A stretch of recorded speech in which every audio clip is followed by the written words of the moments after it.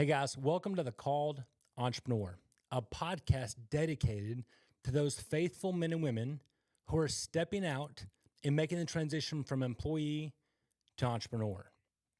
Our objective is to offer biblical wisdom, guidance, and even encouragement on that transition. The focus of building the business while also building the kingdom. So whether it's people going through their entrepreneurial highs, the lows, and everything in between, we want to help you. You may be a brand new business owner, a seasoned vet, or maybe somebody here just to grow and get better and improve their skill sets in growing a Matthew 6:33 business. Seek first the kingdom and his righteousness, and all things will be provided to you. Thanks for joining us. Let's jump into it. What's up, guys? Welcome to The Called Entrepreneur, a podcast where we love to connect with business leaders, men and women that want to use their platform to share their faith. And I am so excited. We've got my girl, Denise Escoto, on today. Denise and I have been business partners for several years. And she doesn't know this, but her and her husband, Art, have had a massive impact on my business, but also just seeing their journey, their walk, and it's inspiring. So I'm excited to have you today, girl. I'm excited to be here. You ready to do this? And so Let's do this. we're going to jump into it. Before we do, one thing we do, Denise, and we start as always, just want to hear your story, your testimony, maybe how it impacted your business walk, and the mic is yours, girl. Awesome. Well, I feel like it's important to share my testimony because that's how I ended up in business pretty much. And so I believe there's major power in vulnerability. And so it's not that I was comfortable sharing many years ago, but I've gotten more comfortable with it. And so I'll get started. My mom was pregnant with me when she was in high school. And my parents ended up having 2 children, and my dad left when I was really young, like 2 or 3. And he actually moved to a different state and never came back. And so I was raised by a single mom for quite a bit of my life. In California? In California, yes, sorry. In California, my dad moved to Nevada, and periodically I would go see him, but I had no relationship with him. Again, they were super young, and there was a lot of drugs, and I was raised around lots and lots of drugs and paraphernalia and things that that was my normal. So I did not realize it wasn't normal. And so I remember one time I was at a DARE classroom meeting with police officers, and they had paraphernalia all over the tables, and they're saying, this is what this is. And I'm like, I know all of that. I have it all at home. And I didn't realize until then that wasn't okay. Oh my gosh. And so I started recognizing certain things that I was so used to that were my norm that I didn't know weren't okay. Because that's how I was raised. And so another one, I was molested most of my childhood and then assaulted when I was in high school. And so just some of those things, again, are things that I grew up with not knowing weren't normal because they were normal in my life. And so when I became an adult and it was time for me to start making the decisions for myself, I wanted to go the perfect route. I had to do the right thing. I wanted no chaos, no confusion, no insecurity. And so I became a teacher. I was a middle school teacher for 8 years. I loved that. The teachers impacted me a lot when I was a kid. And was there any kind of was there any spiritual influence in that? Did you maybe somehow hear about Jesus and you didn't know much about him, but it pushed you to go that route? Or was it just like, no, I just want to be different than what I saw?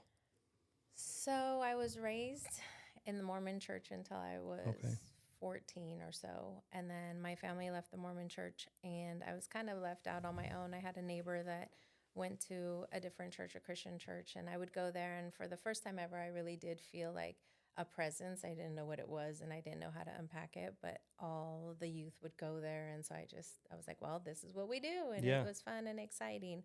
But as far as a personal relationship with God, I didn't have any whatsoever. It wasn't a priority in a sense because I really didn't know. I knew we had gone to church, but we no longer go. Yeah.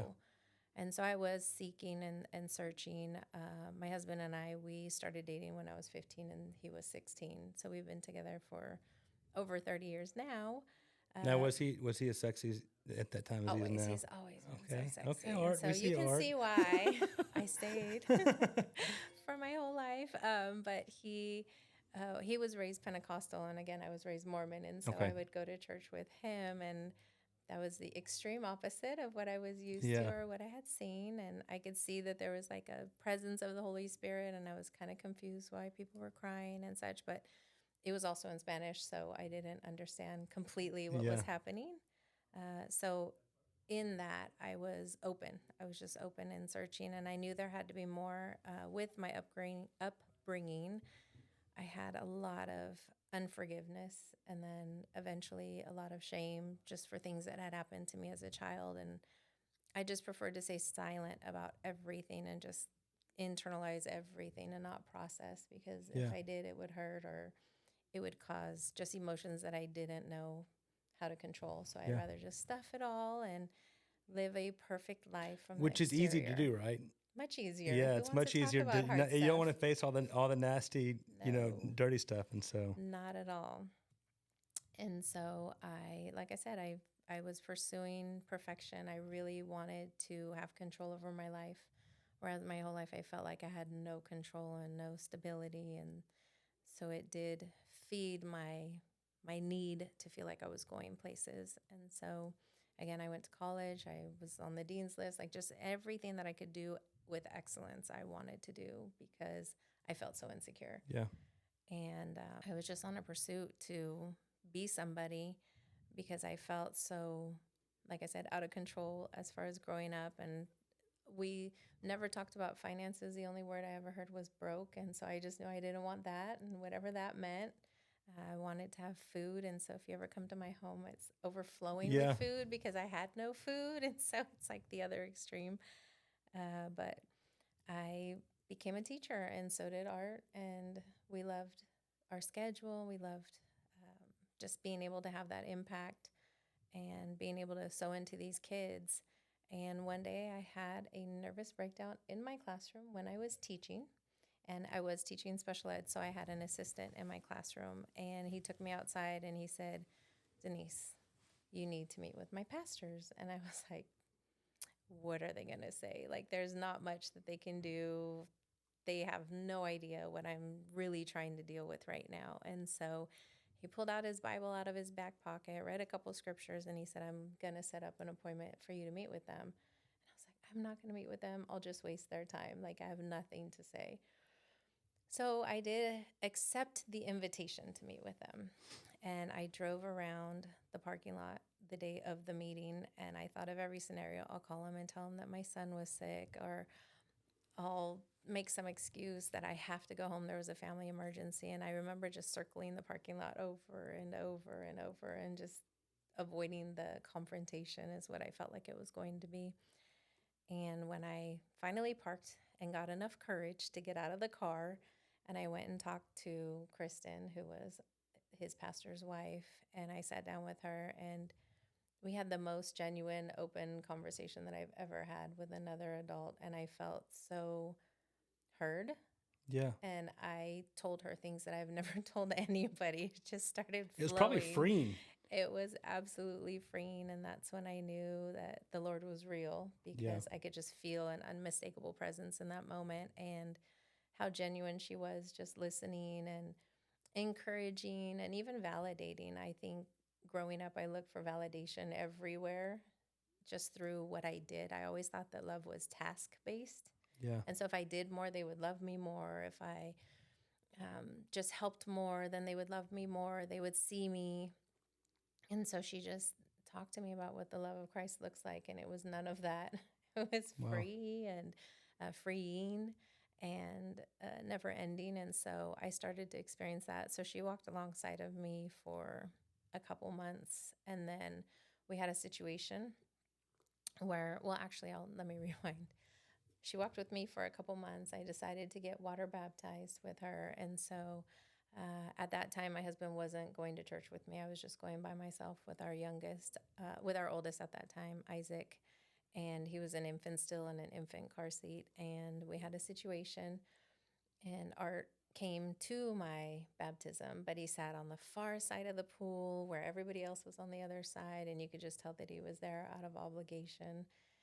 And I was just happy that he was even there, willing to go. And I would always go home from church and say, "You have to meet these pastors. They're amazing." And he's like, "Yeah." And so 2 days after I was baptized, we had a situation happen. And the first thing Art said was, "Call your pastors. I need to talk to them." And I said, "Are you sure?" And he said, "Yeah." So I called Kristen and I just told her the situation. And she said, let me ask you this.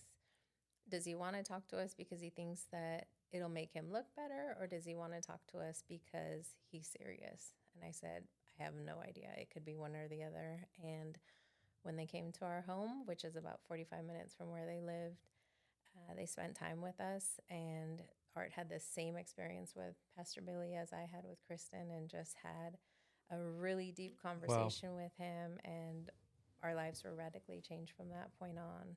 And that's when I knew, I would say that was my very first personal encounter with the Lord, because in that instant moment, any anger, hatred, mistrust was eliminated immediately. Like, there was such a peace in our home and such a healing in our marriage and in every aspect, like our minds, everything, our hearts. And we were united probably deeper than we had ever had been in that one moment when Pastor Billy came to our home, and that changed the trajectory of our life. We continued teaching and decided to start in business part-time after that. And from that moment forward, our business was always founded on the Lord, and we felt that he was calling us into business, which we would call a business tree. And Love that. to reach people and be able to minister to them in all areas. Whereas in teaching, I was restricted, and there was a lot about my testimony that I could see in my students, but I couldn't tell them how they could be healed or how they could forgive. And so I would say the biggest component of my testimony was just being able to forgive people. Amen. All the things. And so I'm very sensitive to any moment of offense or unforgiveness, because I know how freeing it is to not hold that resentment and anger and hatred. And you know, it's interesting. I'm going to cut you off, Denise. So what's interesting is I look back at when I was teaching and coaching, and you're right. You see these kids that are hurt, that go through these tough walks, and they have their wounds. And I remember, one day in class being so upset with the kid because he was so disrespectful. But then I remember thinking, wait, but like, I'm upset with this child, but what's he coming through? Right. And then you look at his situation. He's in a tough world where, you know, he's just longing for love and searching for somebody. And then you look at his parents, like, what's wrong with the parents? Then you look at they've been hurt. And it's like, man, so many, the Bible talks about, right? These things will pass from generation to generation. But, you know, so much of, I love your word, business, or say it again, business tree. I love that, because it's you start meeting with people, and you find out these adults you can pour into that are just hurting. And so many times, like us, and not to keep going here, but especially in the Christian world, we believe we're called to look like we all have it all together. Right. You know, we're not pursuing Christ if we don't show the perfect life. Right. But really, so many Christians, especially the ones that are really in the battle, right? That are in the fight, that are walking for the Lord and pursuing Christ, and the enemy is heaping, right? Right. Throwing these major blows at them. We're getting hit and going, yeah, but I can't show my hurt because that makes me look weak as a Christian, when it's the exact opposite, right? It's like, no, real strength is saying, hey, I'm in the battle. I need to speak with somebody. I need to share. I need to lean on fellowship, right? So I love that your mindset was you see kids hurting, but no, you can step in the world of business and pour into to families. And so it did. It allowed us to be 100% authentic who we were. And so that's where just pursuing the business, just knowing that the Lord made the way. And in addition to that, he's going to be the one that's going to bring people into fellowship with us. And our responsibility is just to do what he's calling us to do, whether they end up doing business with us or not. We know that we made some sort of deposit, and when we leave, we left them better than when we came. And that's really been our mission and our vision this entire 20-year journey that we've been on. Have we had challenges? Absolutely. We've had to endure lots of things, different losses, but at the same time, just stay steadfast in our faith. And that's where Romans 8:28 comes in. I'm like, he's going to turn this into something good. There's always a reason. He has to have something good that's coming out of this. And we've witnessed it. We went through some marriage challenges a couple years ago, and he turned that into something. I mean, our marriage is better than it's ever been before, but we had to go through some pretty challenging seasons that we've never had to experience before. But he's faithful. He's always been with us. And so, you know, and this is a common theme on this podcast, Denise, is so many times we go through these hurts that they're not they're not enjoyable in the moment. But you look back and go, man, like I'm so grateful for that season because it pulled me closer to the Lord. Yeah. And you know, I've heard it said before that when everybody faces challenges, you have two choices. You can have the choice of running from the Lord and blaming the Lord and going, "This is you don't see me. Why aren't you taking care of me? What's going on?" You have the other choice of like pressing in the Lord, going, "Lord, I know you see me. Help me." Right. And so it sounds like that's what you know the art of done. Oh, I've done both. Okay, yeah. I've ran real fast and real far for a long time. And so I'm not going to say that I've always pressed into him. I've ran a few times and it never turned out good. But at the same time, I know that even though I'm running, he's running right alongside me. So even if I'm running, he's just being patient, waiting for me to run back to him. Amen. And so he's not going anywhere. Yeah, he's not. There. He's proven that. I've tried hiding. I've tried running. Wow. I've tried it all. So let me ask this, Denise, and it sounds like I'm assuming I know the answer because we just said if I said, "Hey, has there been anybody look back and go that person had such a huge impact on my life?" Maybe I don't know. Maybe it's a pastor or something like that. But is there anybody you would point to and say that was a huge person in my life, my walk, and my journey that spoke in your life? It's Kristen. She even to today, I still have a relationship with her. And the amazing thing is that I don't forget what I was like when I first met her and who God's created me to be now. So she celebrates with me every time. Anybody that I've had a personal encounter with that's accepted Christ or been baptized, I'll send her pictures and say, "This is because of those seeds you planted." That's incredible. For you continuing along that journey with me, and because of you, this person's life is forever changed. And so I don't forget where I was and how much she poured into me and just the ability to be able to do that for others. One time she was praying over us. I believe it was before we moved. I think we were selling our home and restarting our business again. And she was praying for us. And we were moving to another city to open an office in a city that had never had an office. That's usually an indication that there shouldn't be one. But we won't talk about that part. And she just said, "Denise, as I pray for you, I see that you and your influence are like the 10 stakes. They just keep expanding and expanding and expanding." And I just never forgot that word. And I thought, I'm never leaving home. There's no way. Like, okay, it's expanding 30 minutes from here. Never thinking that I'd end up in Texas, 1,500 miles away. And so whenever I remember some of these prophetic words, I go back and I go, he was trying to warn me a long time ago that we would be moving. That's incredible. Yeah. So Kristen is the most influential person as far as my spiritual walk. That's incredible. Let me ask you this, because you make the journey from the teaching world to entrepreneurship, open a business, and again, your perspective is awesome. That y'all's purpose of business. Would you say was there a certain defining moment that either made you make that jump, or once you made the jump, maybe a defining moment to help you along the path? Any certain moments there? So I would say there's two. The first one is when Art started in the business world before I did. I was super insecure. Yes, I started journeying on my walk with Christ, but I was definitely not secure. My identity was a disaster, and I didn't feel like I had anything to bring to the table ever with anything. And so I'd rather remain in a room silent, not say a word, be the one that's hidden. Just, I'm not a boastful person, or just, you wouldn't know that I was there. I'm sorry to cut you off, which is insane how the enemy works. Yes. Because I'm hearing your story. This is the first time I've ever heard this testimony. Right. I'm hearing the story going, man, I wish I had that courage. You know, we live in a world where if 10 people are walking this way, you don't challenge the norm. You just keep on walking. So when you're that 10th person that decides to walk this way, there's a lot of, and I'm like, that's the courageous people. Right. And you were raised in an upbringing where everybody's going this way. You make a choice to go this way. I'm like, I wish I had that courage, but the enemy is telling you, no, don't do that. Right. Don't do that. And so it's just the enemy knows what to do. He knows how to attack people, right? And so I've given him the blueprint a couple times. Yeah. And so he knows exactly how to attack me. And so it's funny that you say that. I always think about it, or I had a conversation with Art, and I said, it's kind of like I'm really like the black sheep of the family, but the opposite. Like most people in my family just struggle with a lot of other things, and I'm like, I am not going down that path. Yeah. And so it is definitely taking the different path.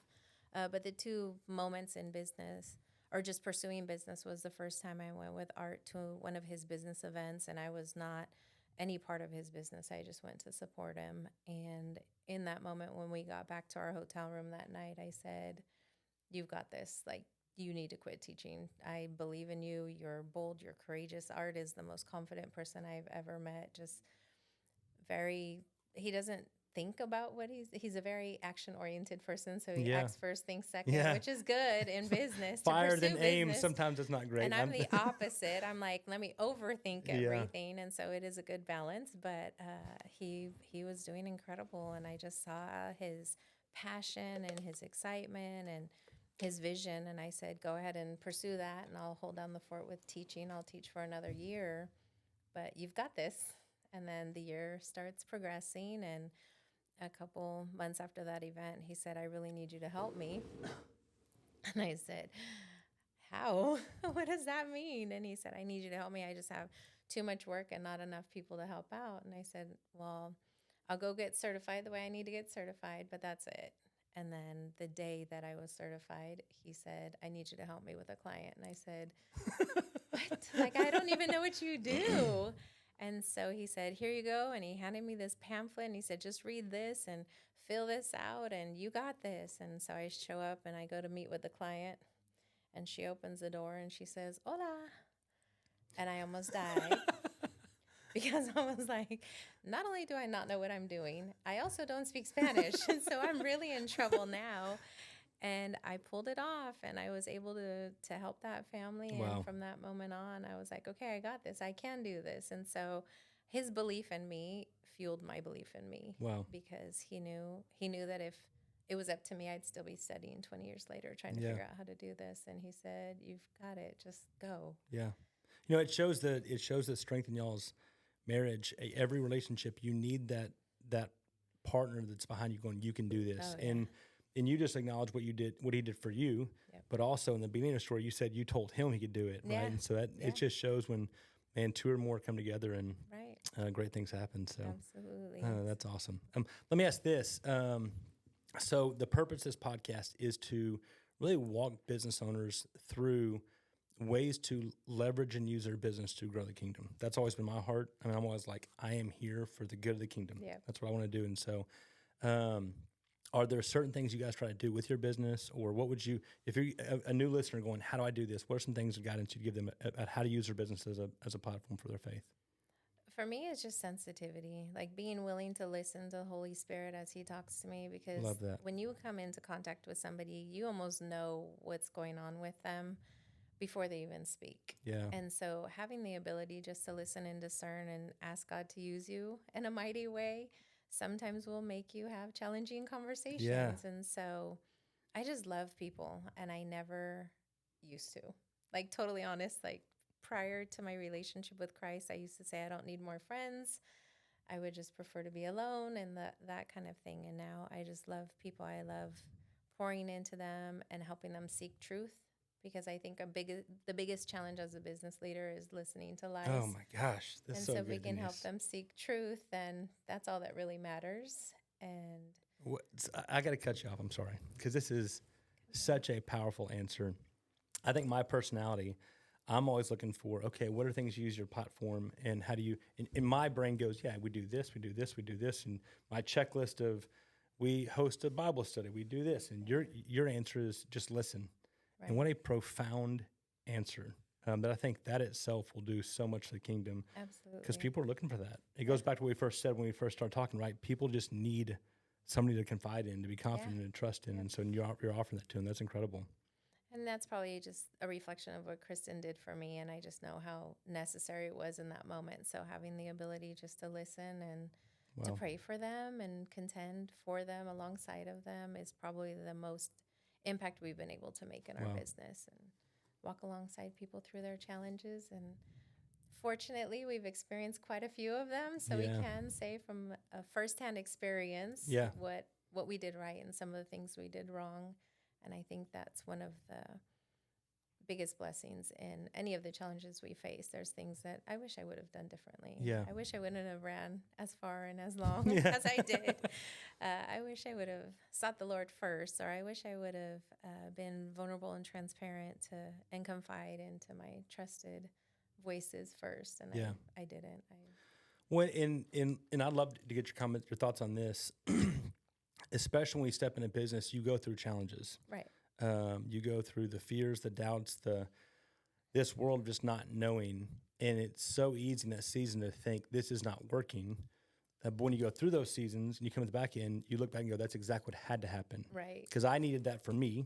I wanted to come close to the Lord, and that's how he called me to him. But also what you just said, so many times, especially when you're in business and you're trying to mentor and grow and guide people, it gives you so much more credibility when I go, Denise, you don't understand what I'm going through. And you go, oh, I know exactly what you're going through.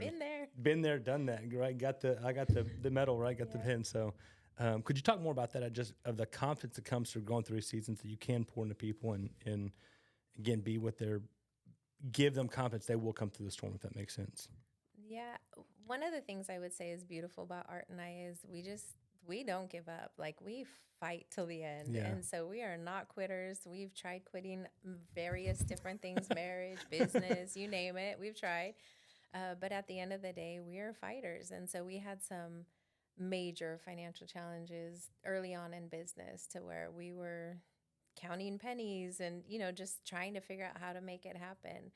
And when we have people that we work with that are struggling financially, I look back and I just think that was one of the most beautiful seasons of my life. It was the most painful and excruciating, but I look back and it even would make me emotional talking about it because we fought. Like, we fought back. We didn't give up. We didn't quit, and we persevered and we pursued. And we just knew that no matter what, that God was going to be faithful, and he always was. He always came out at the end, and our faith just grew a little bit more each time that we went through some of those challenges.